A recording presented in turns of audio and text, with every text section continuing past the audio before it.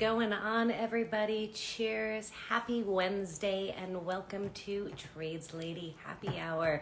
This is your weekly Instagram-based podcast for now. It should be moving to a new home soon, where each week I introduce you to an incredible woman in the trades, sometimes with guest appearances from my kittens. Today is a really big day for me. It's special only because it is the first day in a month and a half where I feel like even remotely a normal human being. I've had not one, not two, but 3 full nights of sleep. It's absolutely amazing. I'm in my own home. I'm actually drinking whiskey instead of electrolytes or water or energy drinks, which can only mean one thing, and that is that the Iron Maven all-female build has passed the hurdle of being painted. Made it through our first major crunch to get it to paint, and now we're moving into second crunch to get it to SEMA, but a little bit of calm before the storm, taking advantage of a few days to take a break while the paint cures. So happy Wednesday. So welcome to Trades Lady Happy Hour. I'm so glad that you've tuned in to join. For those of you that are new here, welcome. Every week we highlight a different woman in the trades, and the purpose of that is really to just shine a light on them. Women make up a very, very small percentage of trades folks, and they don't often get their praises sung. They don't often get a light shown on them. And I think it's important to share their stories. I think it's important for people to know that they're out there, that there are women killing it in these still very non-traditional fields for women. Our numbers are growing, and I'm a really firm believer in the whole concept that if she can see it, she can be it. That it's important for people to see the faces of women doing this work every day, making a great career for themselves out of it. And so this is all about them. There have been over 100 episodes so far. So if you're new, definitely go back and check out on my Instagram TV tab. I think it's now the Reels tab. Instagram keeps changing their rules. But you can go back and watch any of the past episodes if you're needing some inspiration or just looking to see the amazing variety of women who are killing it in the trades. Go back and check out some of those episodes. There's some really phenomenal women in there that I've had the great privilege of being able to meet and sit down with and have a conversation with over the last year and a half. For those of you that have been back and have been here previously, thank you so much for tuning back in and for coming back every week to meet these incredible women. I have to do a huge thank you to our partner in this, Drive Time, for showing their support for women in the trades by supporting this podcast and helping make it possible and allow me to continue to keep doing it and hopefully grow it over the next several months and years, and who knows what the future holds for it. But a big thank you to them and for all that they do in supporting women in the trades. So cheers to Drive Time, cheers to you all, and most importantly, cheers to our guest tonight.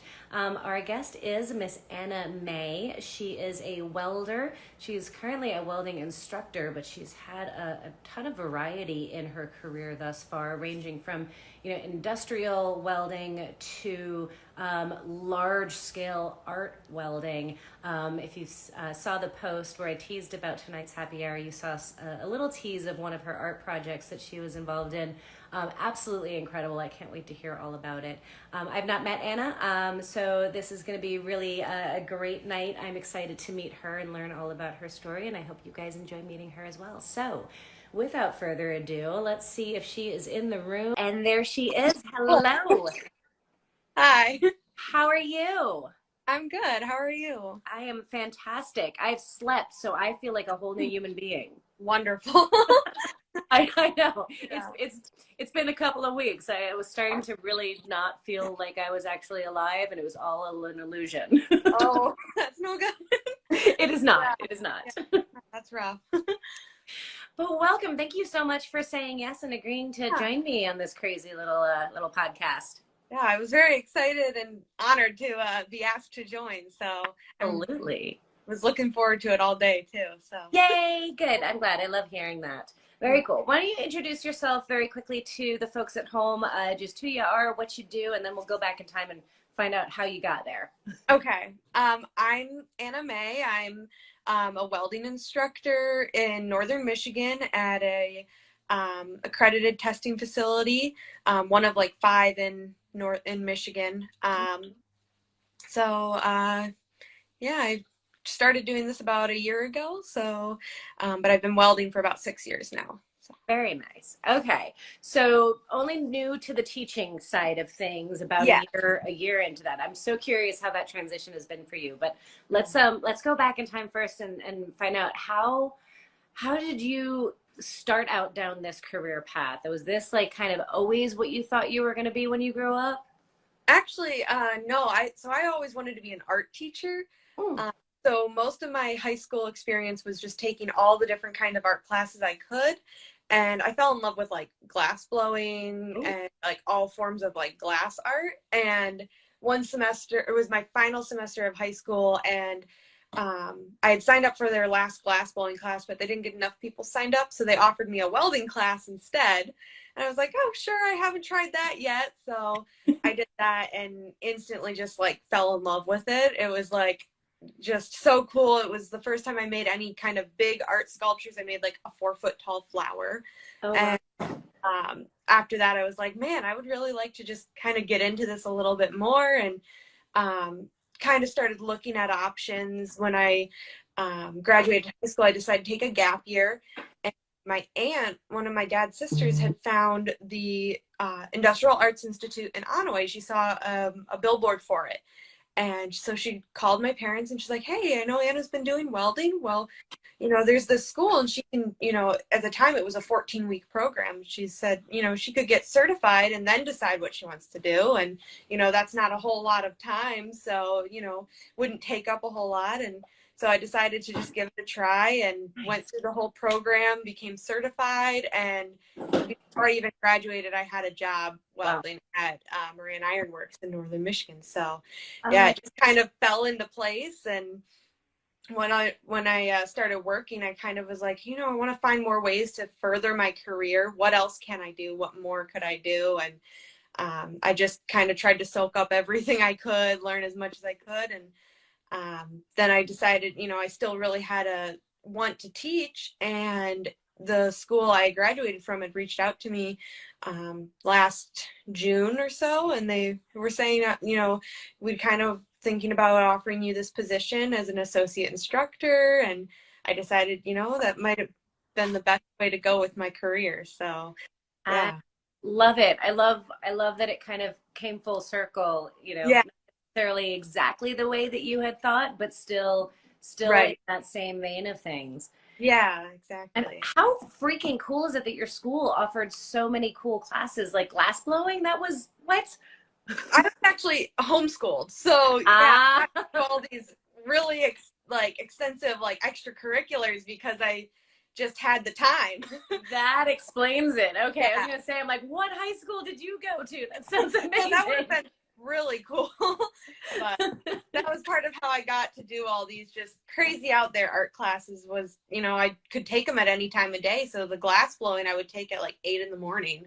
Oh, that's so cool. Yeah, that was always really cool. That was like my favorite way to do art. Is there art in your family? Is that where the emphasis kind of has come from, or? Yeah, there's like a little bit here and there. My dad used to like to draw and stuff like that. My mom's very artistic too. And I have an older sister who's really like, she used to paint and draw and all of that all the time. So there's a little bit of art in your blood, in your blood. Oh, yeah. Yeah. So what was it about the welding that when you first took it, you immediately fell in love? What was it? Oh, I think it was just like the repurposing of pieces that I was using. Like I was using a bunch of junk metal or like scrapped tools and things. And it was doing that and then just being able to like put these heavy things together. Like, you can paint anything, you can draw things, you can put things together with glue. But I was like, I took 2 pieces of metal and now they're there forever. And it just looks cool. It's cool. You got all this like heavy gear and, there's all these big machines and everything, and knowing how to use them, it's kind of like yeah, I know how to do that. So Right. it's a little pride thing. It is. It's such a powerful feeling. Like, I love teaching Oh young yeah. women, particularly, like when they can take two pieces of metal and stick them together. It's like Right. the look on their face is just like, I did that. I did. Yeah.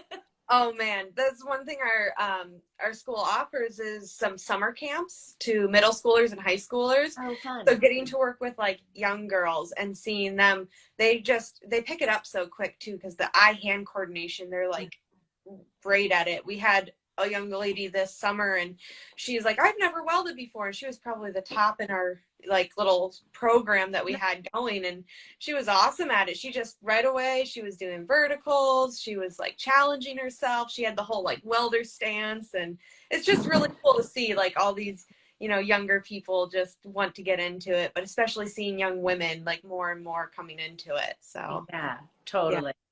I love it. Are you mostly teaching MIG or stick or TIG, or what are you teaching?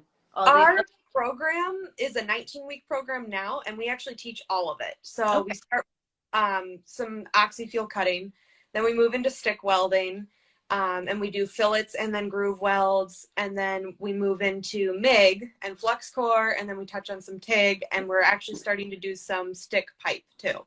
Okay. So, yeah, we try to get all in, so we kind of treat it like a boot camp type setting. So it's 40 hours a week, it's 8 hours a day. They're just in their booths welding probably a good 5 hours, six hours out of the day. So Nice. yeah. Is this all ages, or is this mostly like just past high school kind of college level? Yeah, I graduated. So this is our comprehensive industrial welding course that we do for 19 weeks, and it's graduated from high school to whatever. So Okay, so you have like adults in your class as well. oh yeah, yep. We have people, you know, 40 and older. Sometimes we have a good mix of like So old. and So well, no, not high school age. Yeah. So what you're saying is an old fogey like me could come. Absolutely. And we love that. Those young do people, guys in place. do people graduate with certification as welding certified? Yep. So we offer all of the processes to help them get their AWS certifications through the American Welding Society. Nice. And they get the option to certify their welds or just leave them as a qualification. But we give them all the paperwork. We walk them through it, how to do all of that. So yeah, they can leave there with, I think we've got around 20 some certifications they can achieve through our program. So, and more than that qualifications. So yeah. Amazing. And you, of course, are also well certified in welding. How many certifications do you get to brag about having? Well, I only ever certified 5 of my welds through AWS, stick and MIG and flux core. Okay. But I've done lots of different qualifying, which obviously those don't follow me, but I did at Moran Ironworks. I was one of their fracture critical welders. So what does that mean? So a lot of the things that we'd work on were like dam gates and things like that that are like, basically the way they described it is somebody's life is on the line. So your welds need to be up to code. They need to follow certain standards. You can't, you know, cut corners. So I would have to test annually and take a 1-inch test and have to be able to pass a radiograph that every layer of my weld was like perfect. So that, and then I'd have to go through a training every year, just like a refresher of what the standard was for that fracture critical. So yeah, that's a good thing. Oh yeah. Yeah. Yeah, there was a handful of us on that, and so there'd be, I think there was like 5 or 8 of us that would go through this training every year, and we were the ones put on those certain jobs that required those high standards. So nice. Yeah. And there was a handful of other things that I had in-house trainings on and qualifying for. Typically, like the electrode diameters we would run were like 0.035 inches and 0.045 inches. But they had me and a bunch of other guys qualify to run 1/16 wire and 3/32 wire. So it was really heavy wire to be welding with. So yeah. So you were doing a lot of like heavy industrial stuff. Yeah. How did you wind up there from being attracted to the art side of things? Like, how did you end up on the opposite end of that spectrum? I think it's kind of difficult because like I really didn't know where I was going to work when I graduated. I kind of had an idea of like, well, maybe I was still going to try to go to college and, you know, become an art teacher. And then I talked with my dad and I'm like, I think what I'll do is just take the first job I'm offered, you know, and work there for at least 2 years or so to get an idea of what this industry is like. And so the school I work for, the Industrial Arts Institute, was also founded by Tom Moran, who founded Moran Iron Works. So he started this school to create welders. He was having a hard time hiring welders, so he started this. Clever. Yeah, it was pretty clever.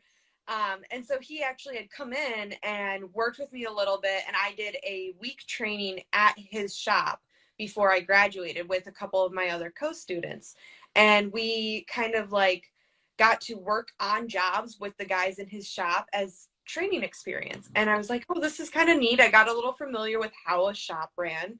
Yeah. And when I came back, he had sent somebody over to talk to me about doing an internship at his company when I graduated. And I was like, man, I would kind of, you know, be a little dumb not to take this opportunity. It was a paid internship. I'm like, yeah, I'm already up here. I should just take this internship and try it. Well, the internship went from 3 months to 6 months to being hired full time. And then I ended up just staying because the community I found there at the shop, they were just a bunch of great guys. They helped me out a lot and really were like patient with me. I was like 19 at the time when I started, and I'd never worked in that kind of field. And they were awesome. They were like a bunch of big brothers. They just like, you were 19. You'd never worked really in any field. Yeah, exactly. That was like I'd say it was my first real job. I was a gymnastics instructor a little before I had done that during my gap year, but that was like all I'd ever done. So this was my first job, you know, that's how I get it. But yeah, I think as soon as they got me doing that little internship, it just pulled me in. I was like, I'm making these things that are like huge. Like one of the things that I worked on, it wasn't the size when it was there, it was in sections, but it ended up being 113 feet tall. And that was pretty cool. It was a refractory, or it was a blasting furnace with a stove dome for the mining industry. So that was pretty kind of cool to see it. Like we had to build it in like 25-foot sections, but at the end they sent us a picture of how big it was. So that's so cool. Yeah. What an incredible experience to go. I mean, you just kind of like hit the gas. You randomly take a welding class, fall in love, program on a whim, get this internship, and then you're off and running. Yeah. And you know, I've been doing this. I've graduated 5 years this December. Will be when I graduated from the school, and now I'm back teaching at the school I graduated from. And we're talking about me taking my career even further and doing some training to become a CAWI, so a certified Associate Welding Instructor. Okay. So we're looking at that along with talking to the current welding inspector at the school, what he thinks and feels about it. So awesome. Yeah. So I love it. Yeah. Do you see teaching kind of being your forever home, or do you desire going back in the field, or? I miss a lot of like, you know, being right in there and getting in on those like big jobs, working on the cat trucks and things like that. But I get to do a lot of fabrication with the class that we're doing too. We do like a group project that they do. We do like a fabrication Thursday. So we spend all day Thursday giving them prints, going through things. We do a couple small weldments, but then we have like a final project where they all work together to build something. Okay. So I kind of that feel still of like, oh, I can still kind of, you know, work on these things. Yeah.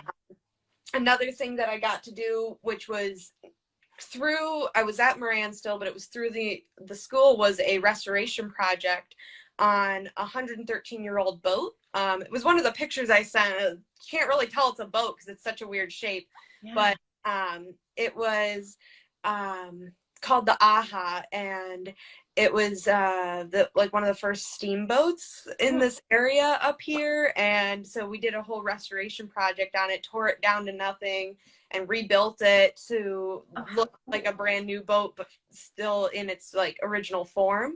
And so that was really cool, and that was something I got to do like after hours, so outside of work even, and that was like, oh, well, maybe I'll be able to do more of that being involved at the school. So Yeah, that's so cool. How long of a project was that, restoring a boat? it technically, I didn't get brought on until the very end. I think they said it had been going on for a couple of years. Oh, wow. Because they had brought it up, and then it was like whenever they had a chance, they got people working on it. So it was like a couple different cohorts had worked on it, and then when they were finally getting all the welding done, they kind of brought me on towards the end of it. So nice. yeah, kind of neat to be like one of many people who got to work on that. So yeah, definitely. And with Moran, what all kind of stuff did they do at this shop? Moran Industries, you said? Yeah, Moran Ironworks. Moran Ironworks. Yeah, they did a lot of transportation. So they did some boats and ferries, ferries for Mackinac Shepler's Mackinac Island, and they did for like the mining industry, okay, refractory pipes, power, things like that. So the really big industrial type work. Then they did smaller, more intricate work occasionally, like stainless or things like that. But a lot of what they did were like the big cat trucks and boats. They're getting into doing a lot of boats, so they almost do like a boat a year, it seems like. So yeah, so all like really big, duty stuff. Yeah. So mostly, what kind of welding were you mostly doing with those kinds of projects? A lot of flux core and spray, and then spray with I'm not familiar with that. Yeah, it's just it's the spray process is only done in horizontal and flat because it's really hot and deep penetrating, and so that's done with metal core wire. So yeah, you've just taught me something new. I've not ever heard. There you go. Interesting. Okay. But yeah, we used a lot of that. We did some stainless flux core, and then a lot of aluminum MIG. So interesting. Yeah. Okay. Do you have a favorite? I'd have to say flux is my favorite, but I just started getting into doing pulse with solid wire, and I started really liking pulse, especially for open rut. It's just so easy. I love it. I've not messed with flux at all. Other than accidentally. Okay. I accidentally bought the wrong MIG wire and couldn't figure out why it wasn't working right. Right. I love flux core. You set your machine and you can just do every position, and it's just so easy. Yeah. Okay. I think I have to come out and like learn from you. I'm gonna come take your certification class. Absolutely. We also do we do a basic welding, and so it's usually 4 days. And so we go through like a real like basic run of everything. So you get taste of stick, some wire, some flux, so do you find that you get a lot of students that kind of start with that and then go into the longer program? Is that like your funnel almost? Yeah, we try to encourage it, because the longer program is so condensed and it's so fast paced that, we try to tell them, it's not easy. So you're going to come into it and you have to be able to like go through it, you have to put in what you want to get out of it. So, it's a hard program on purpose so that you are ready for industry when you leave. So we try to encourage them, if they haven't taken a welding class before, maybe try the basic. It's not as long of a commitment as the program. So, yeah. How many students do you generally have in your program at a time? The longer program. About anywhere 15 to 20. So the capacity for about 25. Okay. I think it is 25 to 30. So yeah. Okay. So you could use more attendees. Oh, absolutely. Yes. What kind of placement do they have after graduating?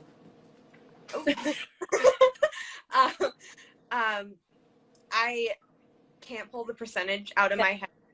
That's okay. We do this right before graduation. It's like a reverse job fair. So we have all the students set up tables with all of their credentials, with all of the things they've accomplished. And then we bring in employers, and they can go around and speak to all of these students and Oh, offer that's a fun jobs. idea. So we get students leaving there with 4 or 5 job offers, before they graduated. So we, last time we had 14 students, and we had about almost 30 employers come in to talk to these students. So everybody had the opportunity to have a job. So that's incredible. So really, yeah. really good numbers. I mean, Yeah. even if you don't know the actual stats, like that's huge. Yeah. I mean, we hear about the trade deficit, and we hear about job issues, and it's like we can't get butts in the seats for these Right. programs that will almost guarantee you a job when you're done. Right. Yeah. We do everything we can to like just provide these students with, all the knowledge they need to just hit the ground running.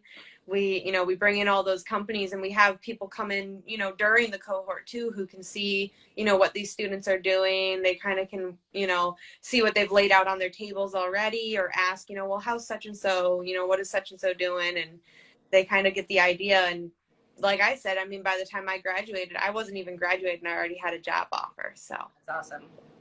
I love that he started this program, like specifically to like get welders for his own company. I mean, it's super smart. Do a lot of the students wind up going to Moran? They usually end up getting at least, maybe 2 or 3 each cohort, just because, I mean, they're right down the road. So like these students, they interact with these guys over at that shop. They interact with Tom Moran himself. So, he's there, he's present in their education. So they see him and they're like, hey, that's not a bad idea. And I mean, they make a lot of cool stuff there. So yeah, it sounds like it. Yeah. Very cool. So, okay, this art project that you were involved in, I got to shift gears a little bit, because that picture is like, oh my God, intense. Right. What on earth were you building, and how did that happen? So we were just building like the head, like a bust of his name's Merritt Chandler, and he's one of the founders of Onaway, Michigan. So what Tom does is he does these giant like art sculptures a lot. And so at the time he was building it for the 4th of July parade in 2018, 2019. Okay. I think 2000. In the before times, pre-COVID. Yes, in the before times. He had started it along with actually another female welding artist at the time. And they had started it. They built like kind of the skull, and then we're piecing the metal together on it. And they pulled me down to help start building out the beard and welding it, getting it finished up, because he always makes these projects for the 4th of July parade. And it was getting real close to 4th of July at the time. So he was like, let's get this in the parade and go. But I mean, I didn't get to be a part of the actual building of it, but I was there when we're moving it, finishing up all the welds. And yeah, it sits in the park in Onaway now. So that's so cool. It was really fun. I can go and look at the beard, and I'm like, I think I did this one. I know I did this under here. And I can't even imagine what it takes to do something of that scale and magnitude. I mean, I guess you were doing really big stuff right anyway, but building a head is very different. My students' last cohort, that's actually what we did, is we built an Iron Man head. Really? So, yeah, on the Facebook page and their Instagram for Industrial Arts Institute, you can see the Iron Man head on there. And I mean, it was 8 foot tall and I think about 6 or 7 feet wide. And they just made this big Iron Man head, and it was in the parade this year and everything. And that took a lot. We had to start at the top and just kind of work our way down, and then we had to kind of close it off because you don't want bugs or animals getting inside it. Right, so, right. Yeah. But that was pretty cool to actually from start to finish see how that one was done. So yeah. That's, I mean, like I said, I can't even fathom that. There was a lot of daunting puzzle piecing parts in there. So trying to keep it symmetrical, one side, the same as the other, but also trying to just kind of fill it in however you could. So I know how that part goes. Yes. I've learned learned while building a custom car that the first side is easy. Making Right. the second side match, that's a whole nother story. Oh, wait a minute. Right? The first side is art. You're like, oh, this is going to look good. And they're like, I have to duplicate this. Yeah. Fair image. Yeah. Right. Gotta love it. So with the art side of things, I mean, do you feel like, I love that even with Moran, which was such an industrial place, that you were still able to do this kind of art side of metalworking. Do you feel like that artist side of you is fulfilled in what you're doing now? Do you crave integrating it more? It's sometimes I'm like, oh, I wish I could like do some more, because a lot of the times these fab projects my students do, I don't do a lot of it myself. I kind of have to stand back and make myself not jump on and want to weld it, because I'm like, oh, it's so cool, I want to get in there, and then I'm like, no, this is for them to do. So I also, but like in the same breath, I also try to keep like my art a little bit separate from my work, because if I just constantly did everything I liked at once, I think I'd get a little burned out. So I'm in my art studio at my house, so I do a lot of painting and stuff too. So that's kind of where my art outlet is. Can you show us around? Can we see? It's a mess, so I can show you some of the paintings. No judgment. Creative minds are rarely tidy. Yeah, my art table here, I'll show you right now, is actually, if I can turn this around, I don't know how, is covered in paints and everything, because I've actually been painting a whole lot lately. That's awesome. Sign of a true artist. Good. Yes. I have a couple paintings that I've done. I'm actually doing like an art walk this weekend, so I'm going to try to sell some of my paints. So yeah, but these are magnets and fun. Yeah. Okay. So you have all sorts of different outlets for your art. Yes. I love that. Oh, yay. Yeah. That's awesome. Yeah. So I have many different ways I can fulfill my art. So interesting. I love it. So you went down this path crazy fast. Now you're teaching. You're doing all sorts of different things within the welding industry. Has there been a moment at all where you've been like, maybe this wasn't the right path. I wish I'd done something different. Have there been any regrets? There's been like, I feel like there's other things I wanted to do or want to try.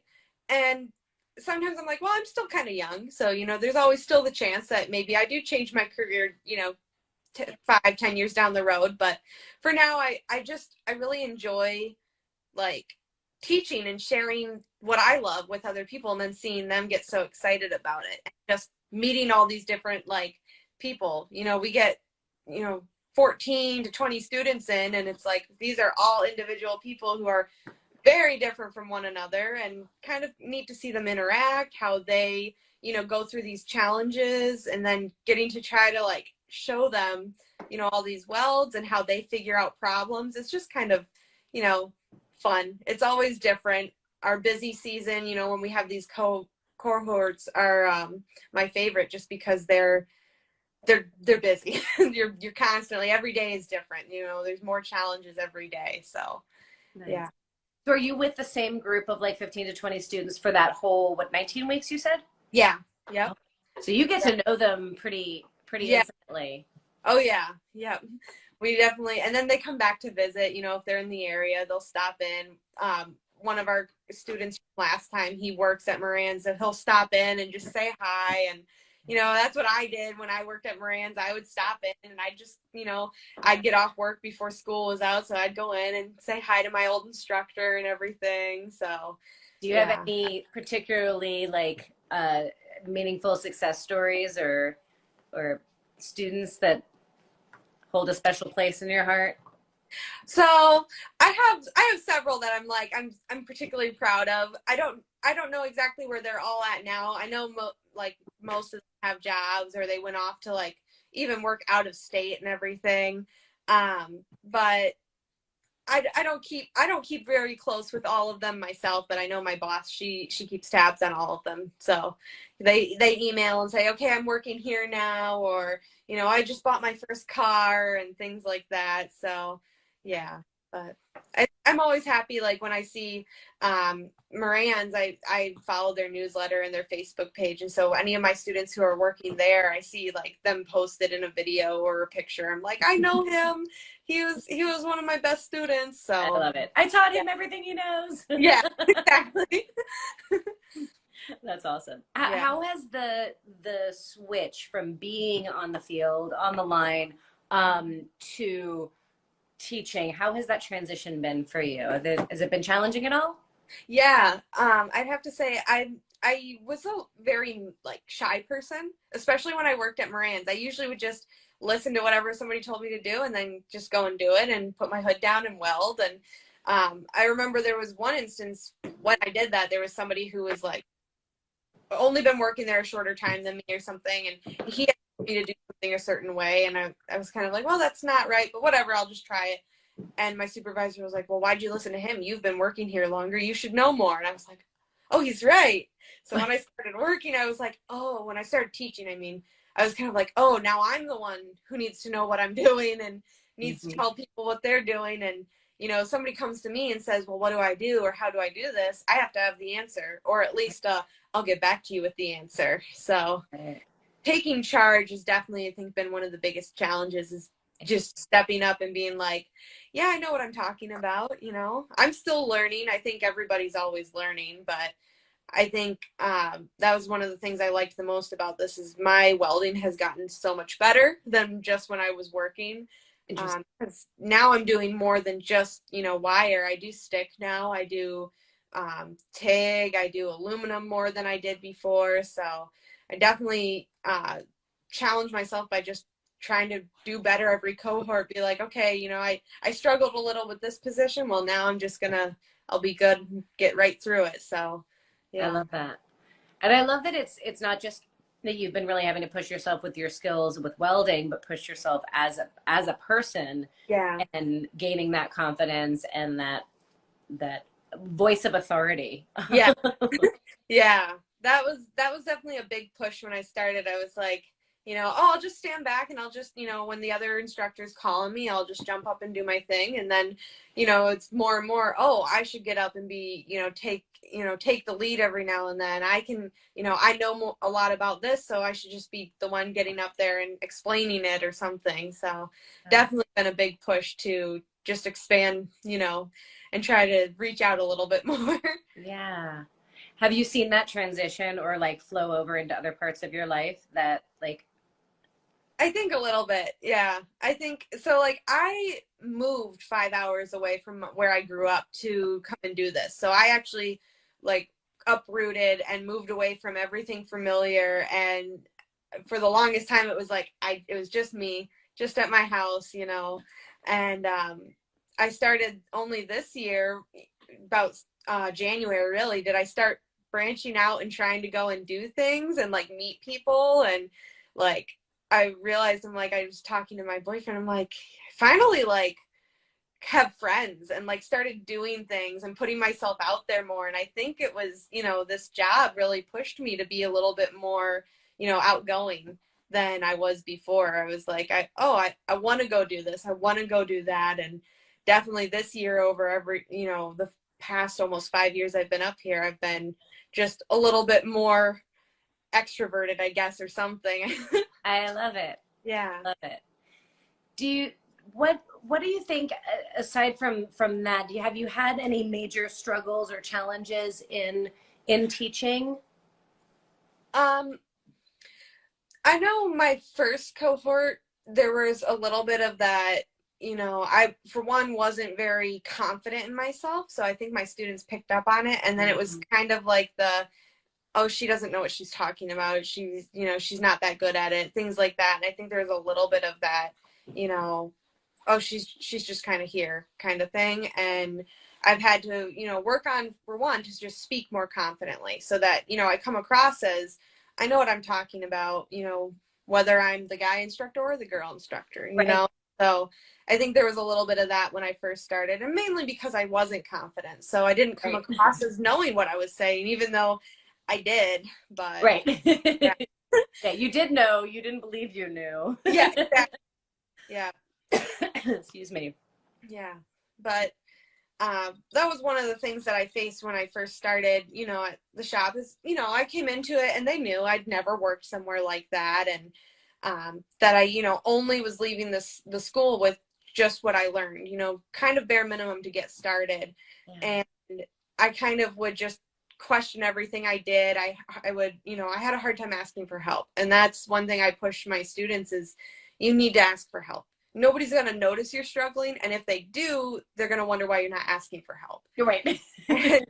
So that was like my biggest hurdle when I started, was to have a little bit of humility and be like, I don't know what you mean when you talk about this, or I don't know how to use this tool.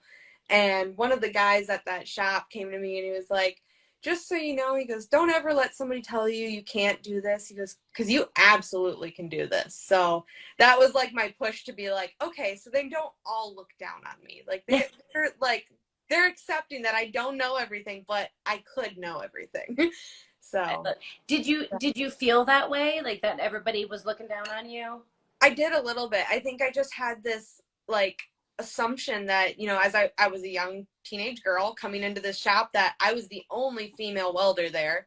Yeah. And I was kind of intimidated that like, oh, are they going to just assume, I don't know what I'm doing, or that I'm just here. I was told off the bat, you're probably going to be here 6 months or so, by like some of the guys in the shop. They're like, girls don't really last, more than 9 months. And then, they go somewhere else. And I was like, oh, so then I kind of took it as a challenge, and I ended up working there 3.5 years. So, yeah.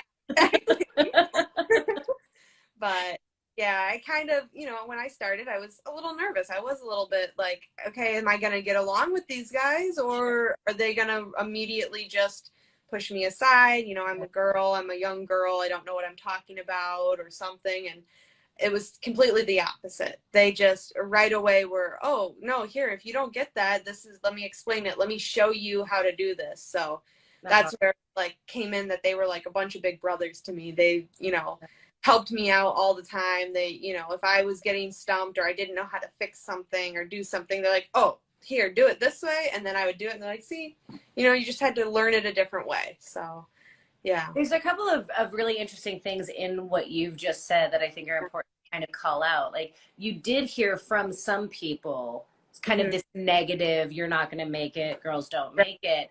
And then that became like internalized in your head to where you thought everybody thought that way. Right. And then all it took was one or two saying, don't ever let anybody tell you you can't. And how much of a difference that made in your learning process and your experience working there. Like there's so much in that for, I think, people to hear, right? Like, guys out there working out with women, like, what you say matters and can affect somebody, and whether it's to the positive or to the negative. And all it takes is one affirmative voice to say, yeah, you got this, girl, to make all the difference.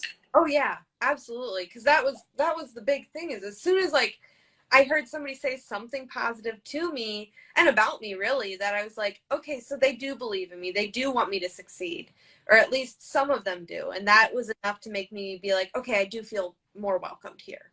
And it definitely changed my mindset. And I'm a big believer in, constructive criticism, but positive reinforcement. Yes. Yeah, that was something I learned from my gymnastics instructor job. Was we did a compliment sandwich.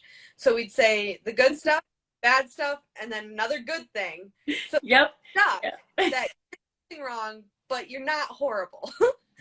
So, yes. That is like one of my favorite management techniques. Teaching, managing, same thing, right? You're doing really awesome at this. Here's some room for improvement, but if you get that mastered, you're going to be like the best on the team. Go. Exactly.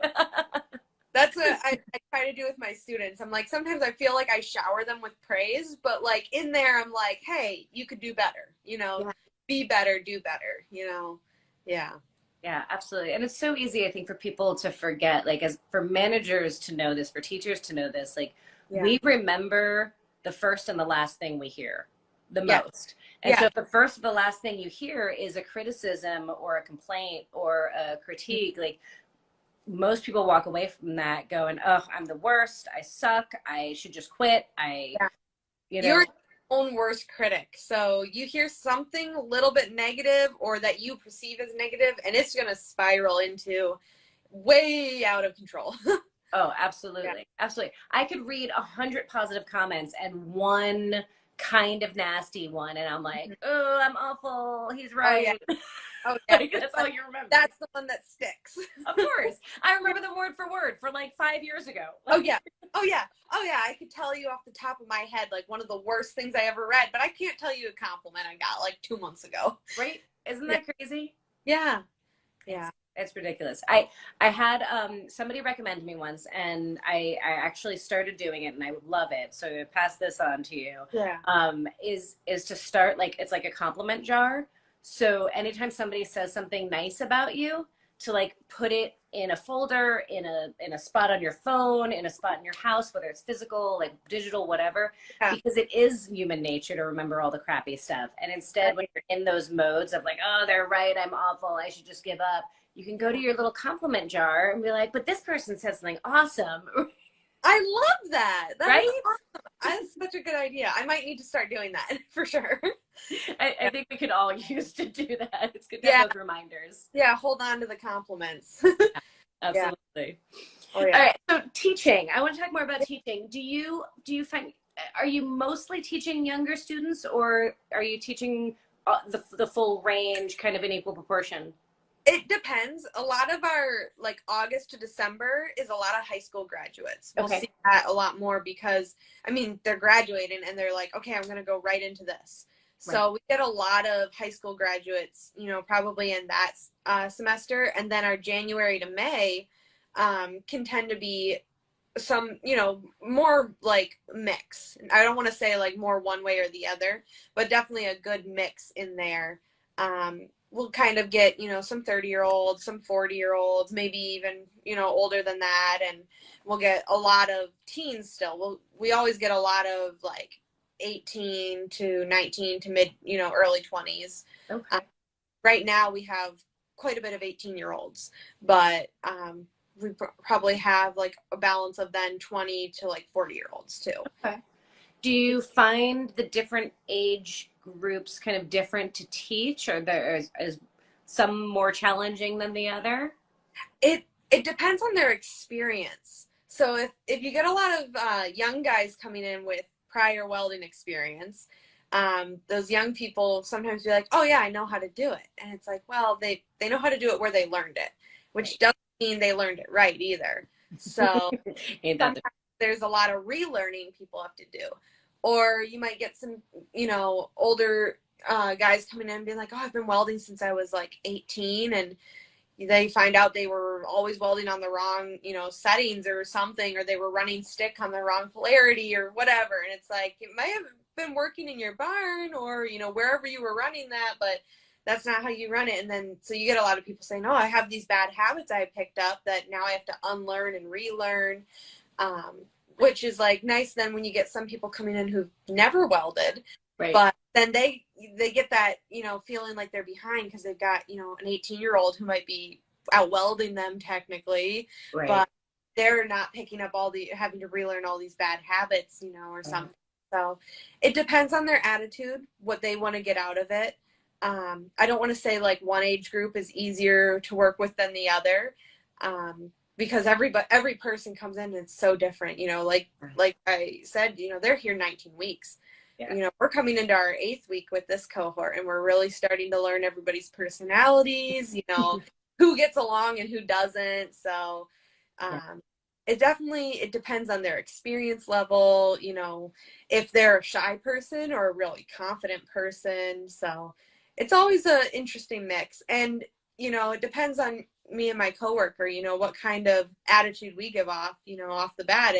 If we give off, you know, the wrong attitude, they might come at us with a little bit more challenging than, you know, being, if we're not, you know, stern, but not, I don't know the right word, but you know what I mean, like, stern but friendly.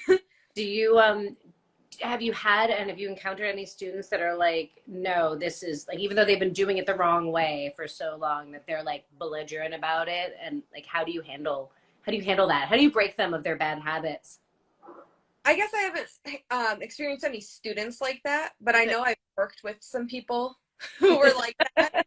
So I came out of the school and I was like, oh, you're doing that wrong. And they're like, no, I've done it this way forever. And I'm like, but it's wrong. Like, I don't know how to tell you, but like, you're not supposed to weld top to bottom. Like, I don't know. Like, there's just some, and then they're just kind of stumped on it. But I had one guy where, I don't know, I kept telling him, oh, you should try doing it this way. This is what works for me. And he was like, maybe. And like, a day later, he comes to me, he goes, hey, remember how you told me to like try and do that weld a little different? And I was like, yeah. And he goes, yeah, it worked better your way. I was like, oh, that's cool. He was like, yeah. I didn't want to admit it though. I'm like, understandable. So, I love that. Yeah. Good for him though. Yeah. Coming back and owning it. Oh yeah, he didn't have to tell me, but you know, he felt the need to. So that's adorable. I'm like, I'm seeing that whole scene play out right now in my head, and I love it. Yeah, it was pretty great. That's awesome. Oh yeah. Very cool. Yeah.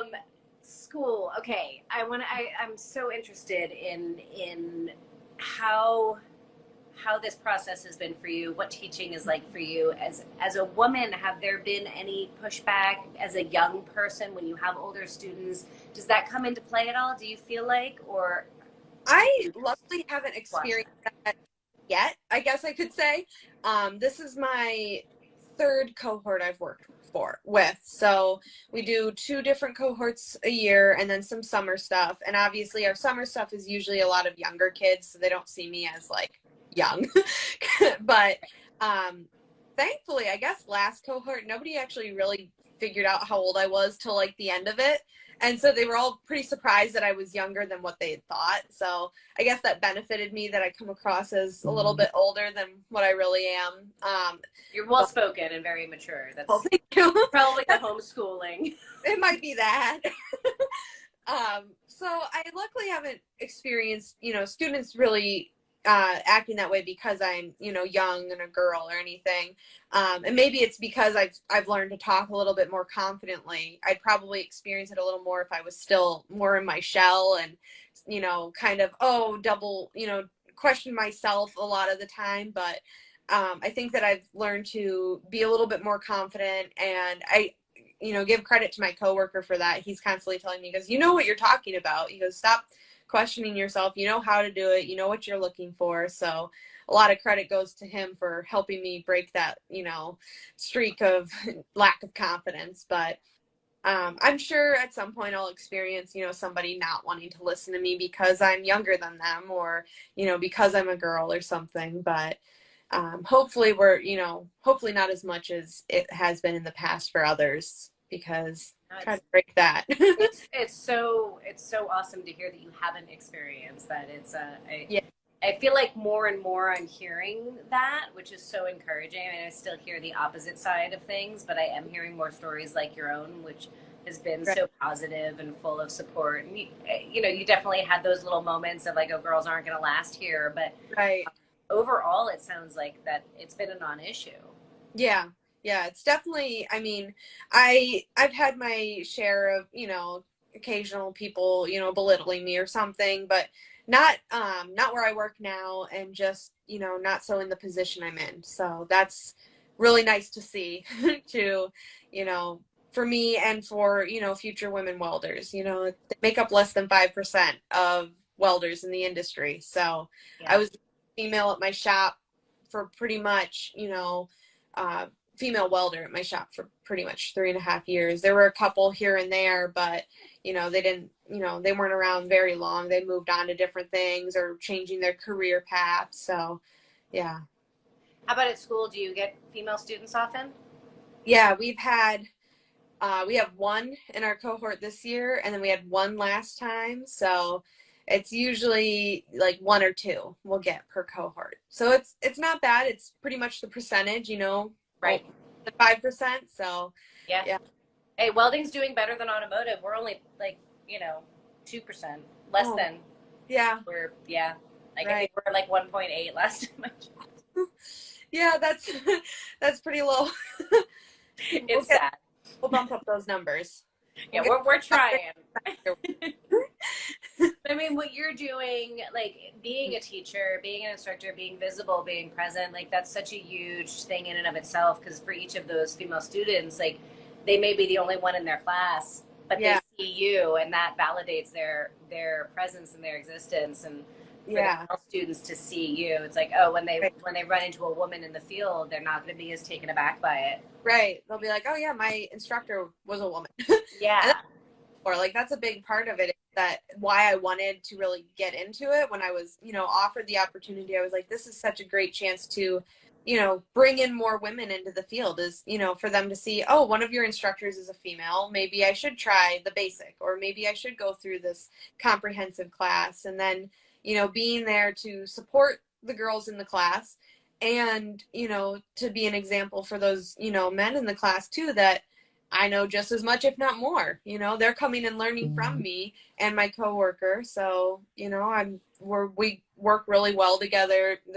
My coworker, so the CWI there. So it's good too, just for them to see that we work really good. So they can, and I'm approachable. I don't snap at them or something. So, they'll be like, oh, okay, I see a woman in the field too. Then hopefully they're just treat her like another one.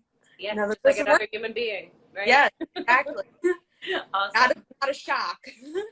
I love it. Your story is so refreshing and so cool. Like, what a tremendous journey you've been on. I freaking love the the colliding of worlds of art and industry, and how you're still managing to kind of bring all of those parts of your life together. And it just what a cool life you've been living. I love it. I've loved it so far, and I'm excited to see where it keeps going. So Definitely, I'm excited to continue watching as well. We are like almost done with our hour already. Oh wow! I know it goes so fast. Yeah.